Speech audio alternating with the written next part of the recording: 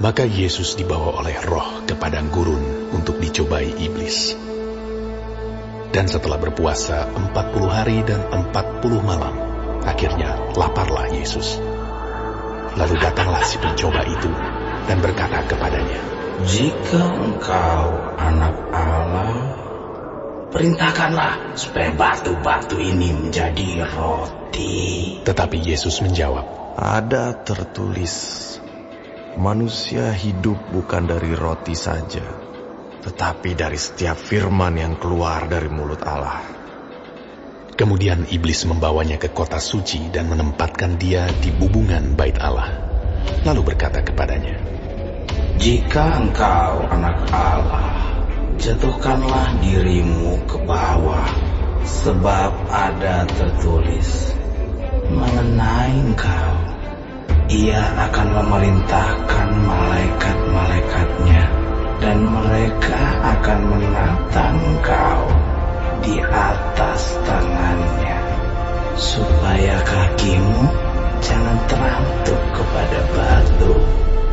Yesus berkata kepadanya, "Ada pula tertulis, janganlah engkau mencobai Tuhan Allahmu." Dan iblis membawanya pula ke atas gunung yang sangat tinggi dan memperlihatkan kepadanya semua kerajaan dunia dengan kemegahannya, dan berkata kepadanya, "Semua itu akan kuberikan kepadamu jika engkau sujud menyembah Aku." Maka berkatalah Yesus kepadanya, "Nyala iblis, sebab ada tertulis, engkau harus menyembah Tuhan Allahmu, dan hanya kepada Dia sajalah engkau berbakti." Lalu iblis meninggalkan dia. Dan lihatlah, malaikat-malaikat datang melayani Yesus. Tetapi waktu Yesus mendengar bahwa Yohanes telah ditangkap, menyingkirlah ia ke Galilea.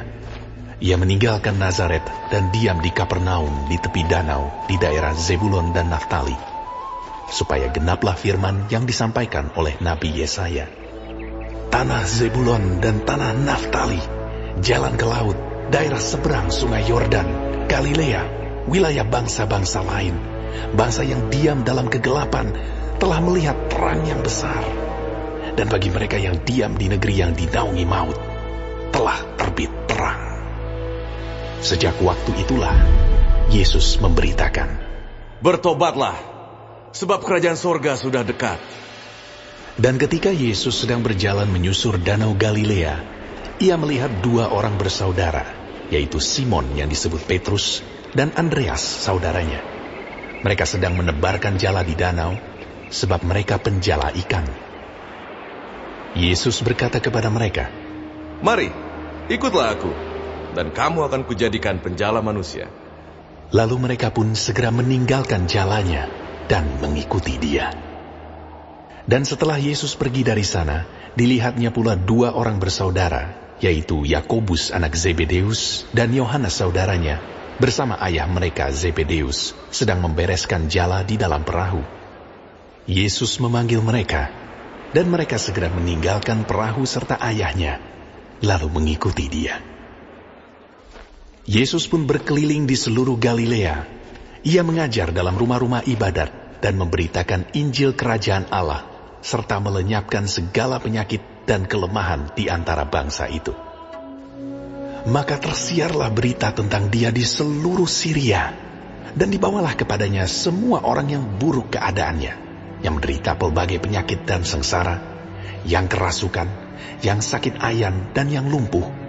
Lalu Yesus menyembuhkan mereka. Maka orang banyak berbondong-bondong mengikuti Dia.